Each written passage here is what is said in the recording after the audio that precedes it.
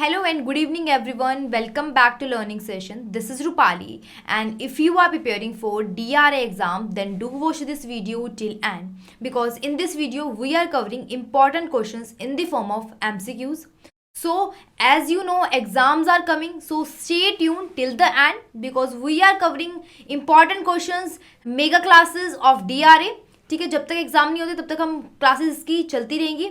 And if you want to purchase DRA course, then you have to download Android application named IIBF Learning Center app from Google Play Store. And if you are iOS user, then you have to download My Institute app and use the organization code which is GEGKT, as you can see on the screen. As well as you can also join our Telegram channel. So in this channel you will be getting latest updates and notification regarding DRA and certification course. So इसमें आपको free EPDF notes भी मिल जाएंगे DRA के, and as well as आपको यहाँ पे important questions मिल जाएंगे poll की फॉर्म में. So there is mega offer which is flat 82% off on our all listed pack. Just you have to apply coupon code new 2023 as you can see on the screen. So just grab the opportunity and enroll the DRA course because here is exciting offer. After enrollment the DRA course you will be getting chapter wise previous year question, full course videos, mega mock test, recorded live lectures, and yes, free EPDF notes which is complimentary given by us. You just have to access them by joining Telegram channel. So the link of the app and the Telegram channel is in the description box below. Do check it now. And if you have any query then you can comment in the chat box. So let's start today's video. So आज की इस video में हम start करते हैं. Randomly questions हमारे चलने वाले हैं. So here is the first question. Under section 13 subsection 2 a notice has to be issued to the borrower, co-borrower, surely giving the which of the following time for settling the liability and also informing the intention of the secured creditor to take action under section 13 subsection 14 by taking possession of the asset. तो यहाँ पे क्या बोला गया है, अब ये कौन से सेक्शन की बात कर रहे हैं, कौन से एक्ट के अंदर सेक्शन 13 सब सेक्शन 2 की बात की जा रही है. यस, सो सरफेसी एक्ट की बात की जा रही है. सरफेसी एक्ट आपने किया होगा, ठीक है. सरफेसी एक्ट के बारे में बात की जा रही है.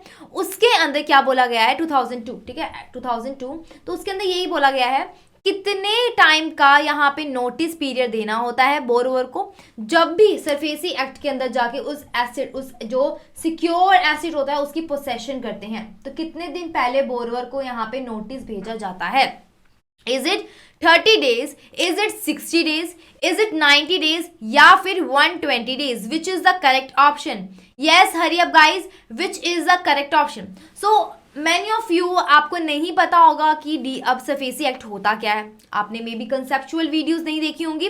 तो सरफेसी एक्ट क्या होता है. देखो 2002 से पहले बैंक के पास, देखो बैंक का एक काम क्या होता है. बैंक का काम क्या है, लैंडिंग करना एंड डिपॉजिट करना. ठीक है, कस्टमर को लैंडिंग करना एंड डिपॉजिट करना. राइट. सो इस केस में क्या है, जब बैंक कस्टमर को लैंडिंग प्रोवाइड करता है और कस्टमर क्या है उसके बिहाफ पे उसके अगेंस्ट क्या देता है, सिक्योर्ड एसेट प्रोवाइड करता है. सिक्योर्ड एसेट क्या से होते हैं, जब लोन के अगेंस्ट वो कोई एसेट रखवाते हैं, ठीक है, एज अ सिक्योरिटी. तो they are called secure assets. ठीक है. अब यहाँ पे क्या होता है कि अगर कस्टमर डिफॉल्ट कर जाता है, लाइक अगर 5 साल का लोन है और यहाँ पे डिफॉल्ट कर जाता है कस्टमर, 3 साल का लोन प्रोवाइड किया और 2 साल का नहीं लिया है, तो उस केस में बैंक के पास पावर तो होती है उसे रिकवर करवाने की, लेकिन एज सच इतनी पावर नहीं होती थी 2002 से पहले. ठीक है, इसीलिए यहाँ पे एक स्पेशल एक्ट लाया गया, that is called SARFAESI act. That is called SARFAESI act 2002. Right. अब इसके अंडर क्या होता है कि सरफेसी एक्ट में जो भी बैंक को हेल्प चाहिए होती है, बैंक यहाँ पे जाता है.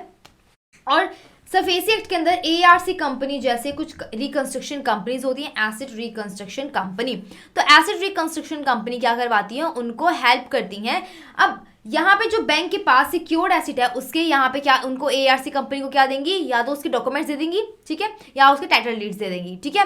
अब एआरसी कंपनी किसके पास जाएंगी, कस्टमर के पास जाएंगी कि हमें रिकवरी करवानी है, ठीक है। अब कस्टमर के पास वो काफ़ी सारे ऑप्शन रखती हैं, नेगोशिएशन करते हैं, ठीक है, उनको मनाते हैं कि आप रिकवरी कर दीजिए। अगर तब भी कस्टमर नहीं मानता है, डिफॉल्ट कर जाता है, उस केस में एआरसी कंपनी के पास जो डॉक्यूमेंट होते हैं वो मार्केट में आगे सेल कर देता है, ठीक है। अब मार्केट में सेल करने के बाद जो वहां पे पैसे आते हैं, ठीक है, रिकवरी के लिए, वो किसको देगा, बैंक को देगा, ठीक है, और रिकवरी करवा लेता है, राइट। सो इस केस में क्या होता है, बैंक के पास अपने पैसे आ जाते हैं। अब अगर जब मार्केट में सेल करना होता है, ठीक है, उससे पहले भी एआरसी कंपनी जब पोसेशन में लेती है अपने पास, तो कितने दिन का टाइम, ठीक है, कितने दिन पहले का उनको नोटिस देना होता है। Is it 30 days, 60 days, 90 days या 120 days? Which is the correct option? Yes, I am waiting for your answer. Which is the correct option? जब भी पोसेशन लेने से पहले कितने दिन का टाइम देना होता है बोरवर को या फिर को बोरवर को? यस, तो right option will be the 60 days, ठीक है। आई होप आपको सरफेस यहाँ पे क्लियर हो गया होगा। तो आप पूछोगे कि एआरसी कंपनी बैंक की हेल्प क्यों करेगी, तो एआरसी कंपनी क्या करती है, यहाँ पे उनको क्या देती है, शेयर्स देती है, ठीक है, शेयर्स देगी, उसके बदले बैंक इनको क्या है, डॉक्यूमेंट्स ऑफ डीड्स और सॉरी टाइटल ऑफ डीड्स से देंगे, ठीक है, ताकि वो मार्केट में आगे सेल कर सके। Is it clear? सो हम इसकी डिस्क्रिप्शन पढ़ लेते हैं अच्छे से। इतना पता लग गया कि आपको ये सरफेसी एक्ट के अंदर है, ठीक है। तो bank after giving 60 days demand notice in writing can take possession of the asset. तो 60 डेज की डिमांड नोटिस के बाद वो पोसेशन में ले सकता है, ठीक है, जो भी एसेट सिक्योर एसेट रखवाया गया था, right. And if the borrower object, the bank is to give the reply within 15 days. Is it clear? ठीक है। So let's have the next question. So the next question says the recovery agent has been authorized by bank to collect the past due debt from the particular customer. तो यहाँ पे क्या लिखा गया है कि जो भी DRA है, that is debt recovery agent, तो DRA जो है वो बैंक के थ्रू यहाँ पे अपॉइंट होता है, ठीक है, ऑथराइज्ड बाय द बैंक. अब उसका काम क्या होता है कि जो भी पास्ट ड्यू होते हैं डेट, ठीक है, जो भी पास्ट ड्यू डेट होते हैं उनकी कलेक्शन करना. तो कहां से कलेक्शन करेगा? ये कस्टमर से कलेक्शन करेगा. क्या ये स्टेटमेंट सही है? इज इट ट्रू और फॉल्स, या फिर इन दोनों में से कुछ भी नहीं, या फिर एदर ए और B? Which is the correct option? Please let me know in the comment section box. Hurry up, बहुत ज्यादा बेसिक क्वेश्चन है, please let me know in the comment section box.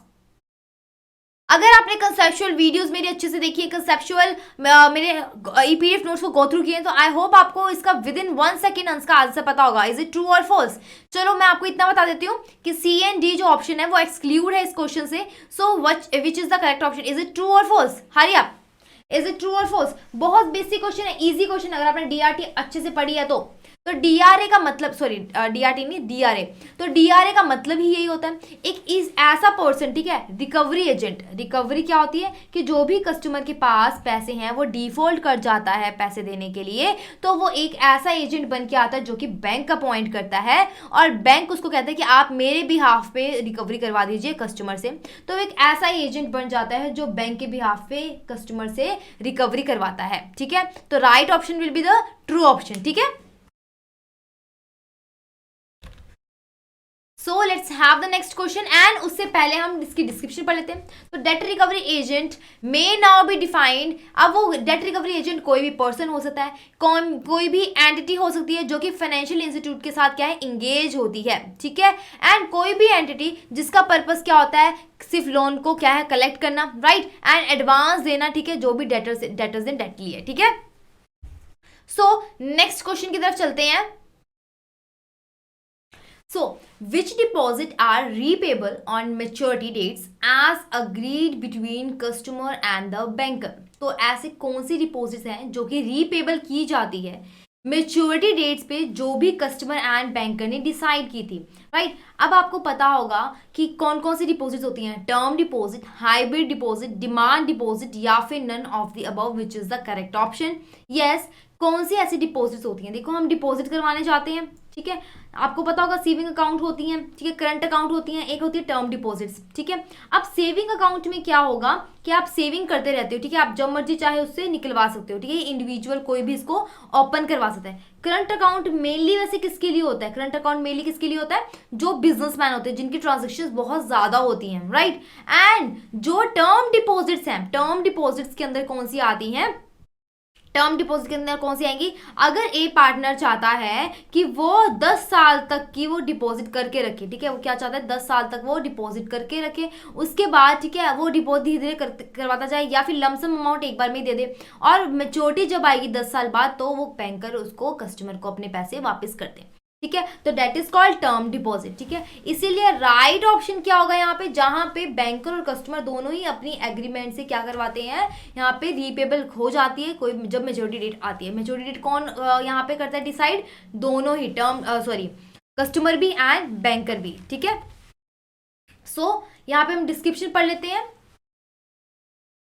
So term deposit are repayable on maturity date as agreed between customer and the banker, ठीक है। जैसे कि fix deposit हो गया, जिसमें आप लमसम अमाउंट यहाँ पे डिपॉजिट करवा देते हो, ठीक है, लेकिन आपका जो इसमें जो टेन्योर रहता है मैक्सिमम वो कितना रहेगा? 10 ईयर्स तक का रहता है। आपने 5 साल तक की करवानी है, 6 साल तक की करवानी है, ठीक है, 10 साल तक की करवानी है, तब तक आप इसको डिपॉजिट करवाते रहते हो, डिपॉजिट होता रहता है, और उसके बाद आपको इंटरेस्ट मिलता ही रहता है, ठीक है। एंड रिकरिंग डिपॉजिट में क्या होता है? आप लमसम अमाउंट नहीं देते हो, आप इसमें क्या देते हो? इंस्टॉलमेंट में पैसे डिपॉजिट करवाते हो, ठीक है।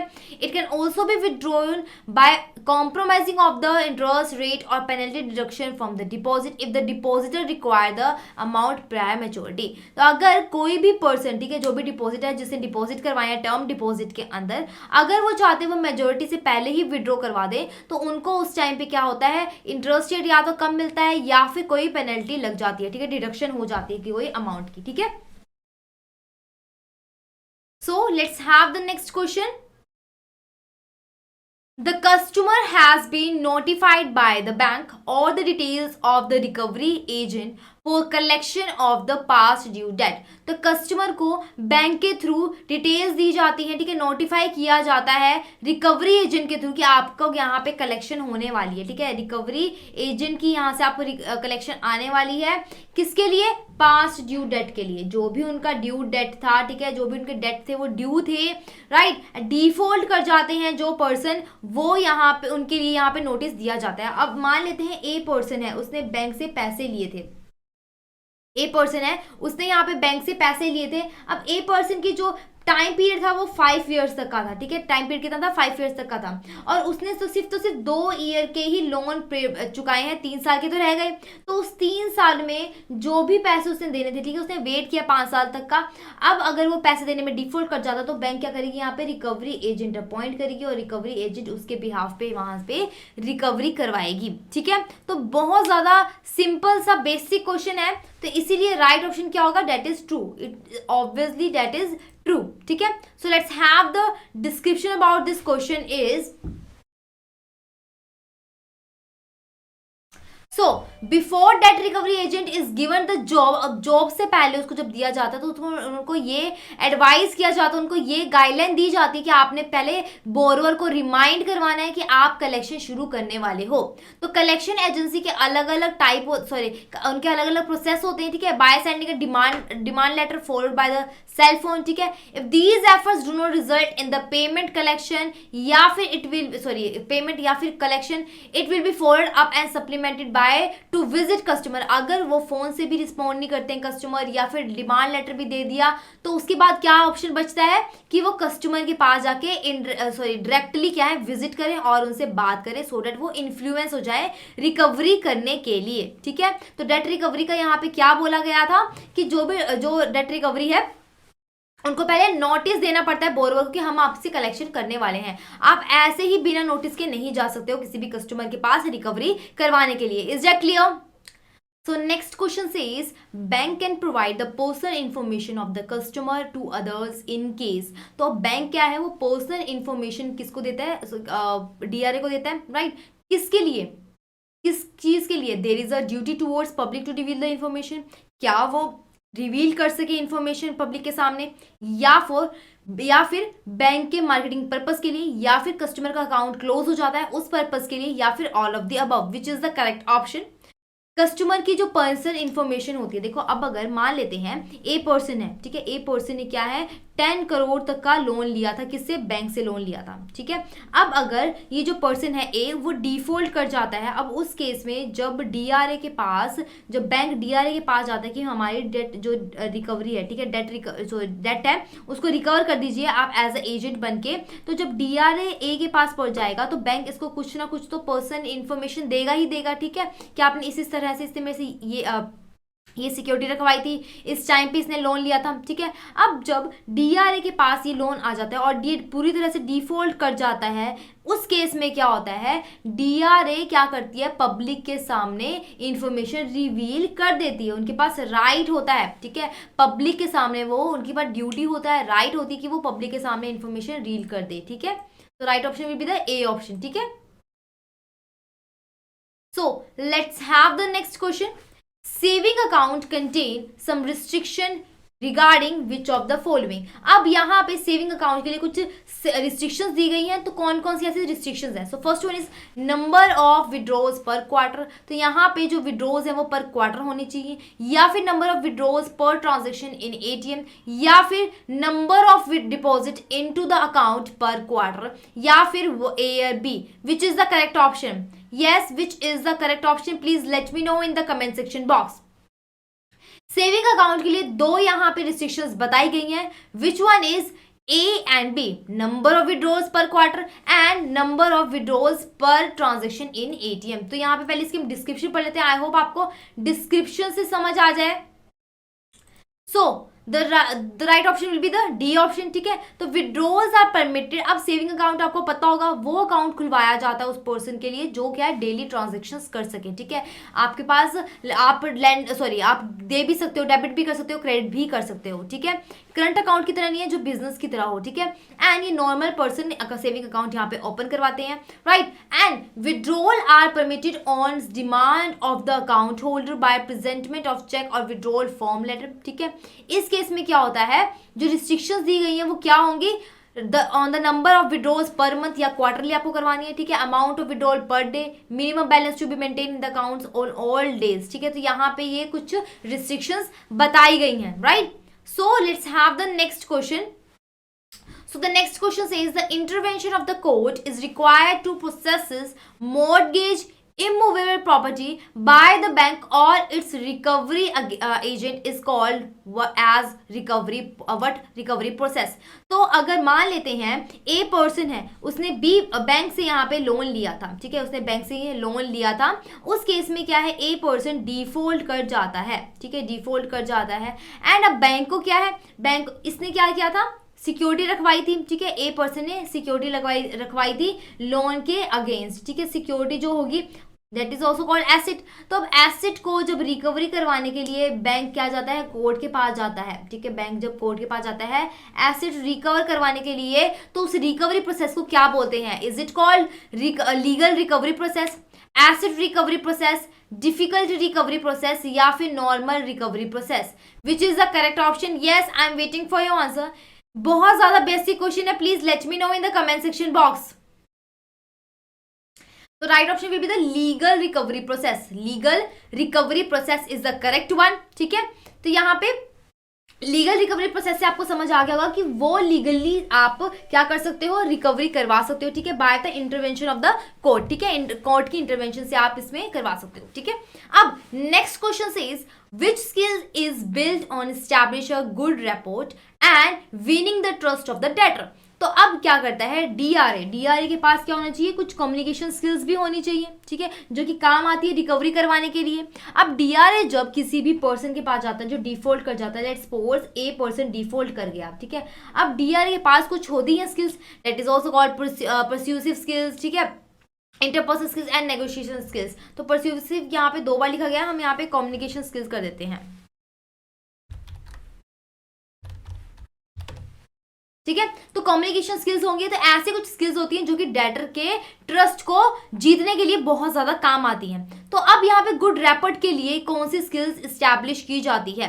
Yes, any idea? Is it communication, persuasive, ठीक है, इंटरपर्सनल स्किल या नेगोशिएशन? कम्युनिकेशन मतलब आप किस तरह से बात कर रहे हो, परसुएसिव मतलब कि आप किस तरह से परसुएट कर रहे हो उस पर्सन को कि वो मान जाए रिकवरी के लिए. ठीक है, इन शॉर्ट इन्फ्लुएंस करना, राइट। एंड इंटरपर्सनल मतलब आप अंदर से, आप एक दूसरे का अंदर डीपली आपका क्या रिलेशन है, जो आप बॉन्ड बना रहे हो, ठीक है, डीआर एंड कस्टमर का, उसका इंटरपर्सनल क्या स्किल होने वाली है। नेगोशिएशन स्किल, कि आप वो बोलता है कि नहीं मैं आपको पूरे पैसे नहीं दे पाऊंगा, मैं आपको सिर्फ, देखो ए पर्सन ने अगर 25 लाख का लोन लिया था, उसने 25 लाख का यहाँ पे एज अ रिकवरी करनी है, ठीक है, डीआरए ने, ठीक है, 25 लाख ए पर्सन ने बैंक को देना है, राइट। एंड डीआरए के पास नेगोशिएशन स्किल होनी चाहिए कि वो यहाँ पे मना सके। तो ए पर्सन कहता है नहीं मैं आपको 15 लाख ही दूंगा, तो कम से कम डीआरए के पास ऐसे कुछ स्किल्स होनी चाहिए जिसकी वजह से वो उसको अच्छे से मना सके, ठीक है। विच is the correct option, yes, good rapport, good relationship के लिए एक डेटर का ट्रस्ट जीतने के लिए कौन सी स्किल्स डीआरए के पास होनी चाहिए, डेट रिकवरी एजेंट के पास, yes. Is it A, B, C और D? Any idea, any one of you, please let me know in the comment section box. Hurry up.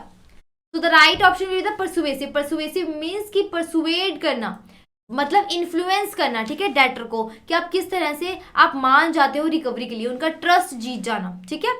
तो यहाँ पे हम देख लेते हैं डिस्क्रिप्शन में। So after having establish good rapport with the debtor, the next skill require a good recovery agent. तो उसके बाद क्या होती है कि आप किस तरह से आप रिकवरी कर रहे हो, ठीक है, is to be able to persuade the debtor to repay the dues, ठीक है। एंड दीज में टर्म एज परस्यूसिव स्किल, अब ये किसके लिए काम आती है, गुड रैपोर्ट के लिए, सो दैट डेटर के ट्रस्ट को जीता जा सके। Is that clear?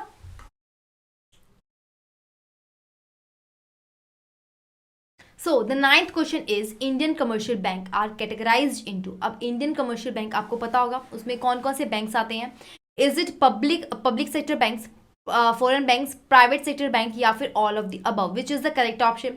Indian commercial bank के अंदर कौन कौन से बैंक्स आते हैं? देखो इसके अंदर कौन कौन से आएंगे, आपको पता है कि इंडियन कमर्शियल बैंक्स में आपको प्राइवेट देखने को भी मिल जाते हैं, पब्लिक भी मिल जाते हैं, फॉरेन बैंक्स भी होते हैं, रीजनल रूरल बैंक्स भी होते हैं, ठीक है, कोऑपरेटिव बैंक्स भी होते हैं। तो काफ़ी सारे कमर्शियल बैंक इंडिया के अंदर आए जाते हैं, ठीक है। तो यहाँ पे डिस्क्रिप्शन देख लेते हैं। देखो वैसे तो all of the above which is the correct option, ठीक है, all of the above is the correct option. तो यहाँ पे हम डिस्क्रिप्शन देख लेते हैं। तो यहाँ पे एक पिक है जो कि आपको इजीली समझ आ जाएगी। तो bank classification in India, commercial bank में कौन कौन से आते हैं, public sector bank, foreign banks, private sector bank and RRBs, right. And फिर आते हैं स्मॉल फाइनेंस बैंक, फिर आते हैं पेमेंट बैंक्स, ठीक है। उसके बाद आते हैं कोऑपरेटिव बैंक जिसके अंदर अर्बन कोऑपरेटिव बैंक होते हैं, एक स्टेट कोऑपरेटिव बैंक्स भी होते हैं। सो हमें क्वेश्चन में क्या पूछा गया था कि कमर्शियल बैंक के अंदर कौन कौन से आते हैं, पब्लिक सेक्टर भी आते हैं, फॉरेन भी आते हैं, प्राइवेट भी आते हैं, आरआरबीज भी आते हैं, that is regional rural banks, right. So let's have the next question. In KYC, KYC is what? Know your customer exercise should be done at least how many years for low risk and at least every how many years for medium risk individual and entities. तो as you know KYC क्या होती है, know your customer, ठीक है, आप customer के बारे में आप कितना जानते हो या फिर जानना उनके बारे में, ठीक है। अब नो योर कस्टमर में क्या है कि जब भी किसी, देखो इसमें 3 कैटेगराइज होती हैं, एक लो रिस्क वाले होते हैं, ठीक है, एक मीडियम रिस्क वाले होते हैं एंड एक होते हैं हाई रिस्क वाले, ठीक है। अब ये लो रिस्क वाले, मीडियम रिस्क वाले, हाई रिस्क वाले क्या होते हैं, ठीक है, इनके लिए कितने साल के अंदर अंदर केवाईसी एक्सरसाइज होनी चाहिए।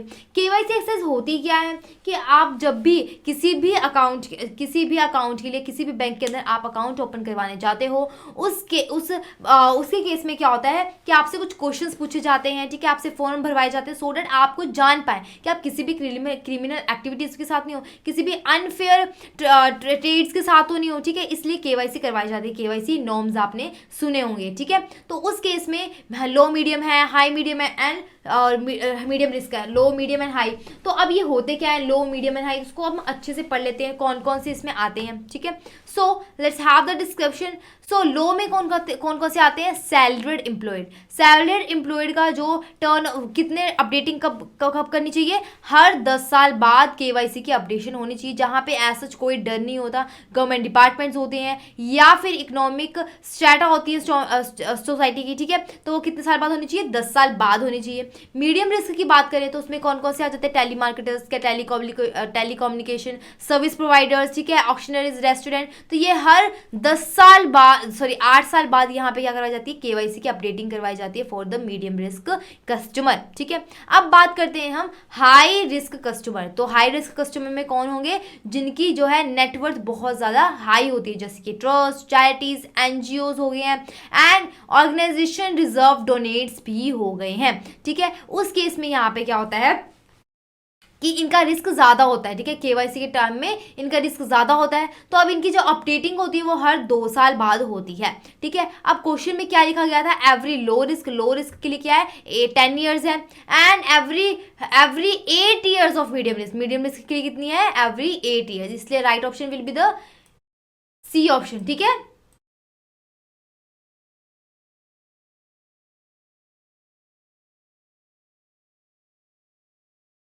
so the next question is a loan for a refrigerator is granted against the security of। अब अगर लोन लिया गया है, मानते हैं लेट्स सपोज कि ए पर्सन ने बैंक से क्या लिया है, एक लोन लिया है, उसके अगेंस्ट जो लोन लिया है उसके अगेंस्ट क्या रखवाया है, रेफ्रिजरेटर रखवाया है। ठीक है, तो रेफ्रिजरेटर जब एज अ सिक्योरिटी रखवाई गई है तो कौन सा यहाँ पे चार्ज लगेगा उसको, राइट। तो pledge of the item finance, या फिर hypothecation of the item finance, या फिर mortgage of the item finance, या फिर mortgage of all asset of the borrower. तो यहाँ पे लास्ट में क्या लिखा गया कि मोर्टगेज जितने भी एसेट हैं बोरोवर के उसके ऊपर मोर्टगेज चार्ज लगा गया है, विच इज द करेक्ट ऑप्शन। तो आई होप आपको डिफ्रेंशिएट करवा दूं मैं इन तीनों के बीच में क्या क्या डिफ्रेंशिएशन होती है। तो प्लेज और हाइपोथिकेशन बिल्कुल सिमिलर है। ठीक है, हाइपोथिकेशन एंड जो प्लेज है वो बिल्कुल सिमिलर है। कैसे सिमिलर है, दोनों क्या है, मूवेबल एसेट्स पे लगती हैं, दोनों क्या है, मूवेबल एसेट्स पे सिक्योरिटी चार्ज लगा जाता है। ठीक है, अब प्लेज में क्या है, ऑनरशिप जो होती है वो किसके पास रहेगी, बोरोवर के पास रहती है। ठीक है, एंड यहाँ पे भी ऑनर जो है वो ऑनरशिप जो है वो बोरोवर के पास रहती है। लेकिन पोसेशन की बात करते हैं तो पोसेशन यहाँ पे प्लेज में किसके पास होगी, बैंक के पास होती है। ठीक है, लेकिन हाइपोथिकेशन में जो पोसेशन है वो किसके पास रहेगी, बोरोवर के पास ही रहती है। तो जस्ट यहाँ पे पोसेशन का ही फर्क है।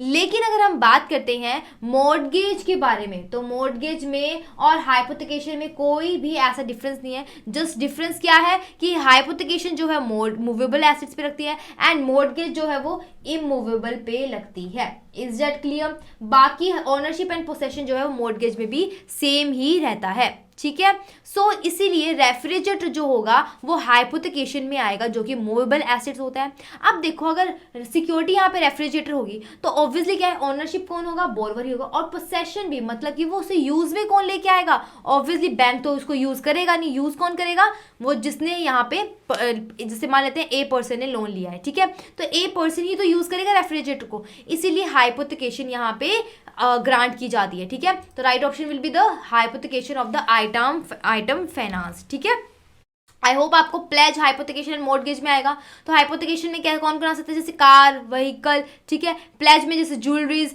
मॉर्टगेज में हाउस, होम, शॉप्स एक्सेट्रा। ठीक है, जो कि इमूवेबल होते हैं, जिनको हम मूव नहीं कर सकते हैं। Is that clear.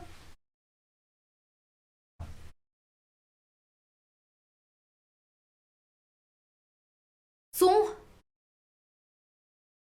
let's have the next question. So which of the following a legal form available worldwide was introduced in India with the very effect from April 1, 2009, and it combines advantages of ease of running partnership and separate legal entity status, limited liability aspects of a company.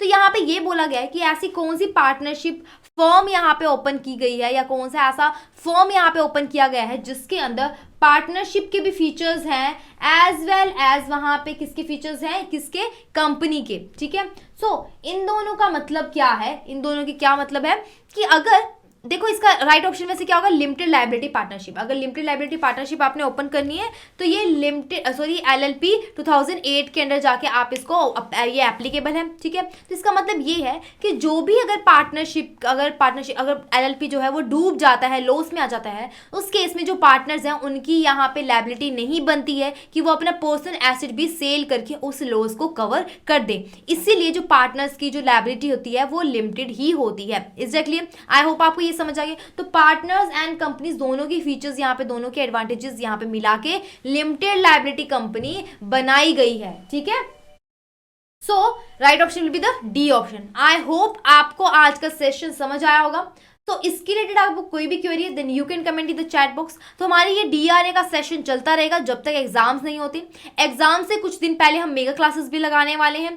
So if you have any query then you can comment in the chat box. अगर आप DRA का course को purchase करना चाहते हो then you have to download Android application name IIBF Learning Center app, and if you are iOS user then you have to download My Institute app and use the organization code which is GEGKT as you can see on the screen. So you can also join our Telegram channel. So in this channel you will be getting latest updates and notification, as well as you will be getting free EPDF notes of important chapters of DRA। ठीक है, आपको यहाँ पे MCQs based questions भी मिल जाएंगे form पोल की form में। तो hurry up guys do join our Telegram channel and here is exciting offer which is flat 82% off on our all pack. Just you have to apply coupon code NEW2023 as you can see on the screen. So don't miss the chance, just grab the opportunity to enroll the DRA course, and after enrollment you will be getting chapter wise previous year question, full course videos, mega mock test, recorded live lectures, and yes, free EPDF notes. To get the free EPDF notes you just have to join our Telegram channel. So the link of the app and the Telegram channel is in the description box below. Do check it now. So don't forget to like our videos, subscribe our channel, and don't forget to press the bell notification icon for upcoming new videos. Thank you so much and stay tuned till the exam.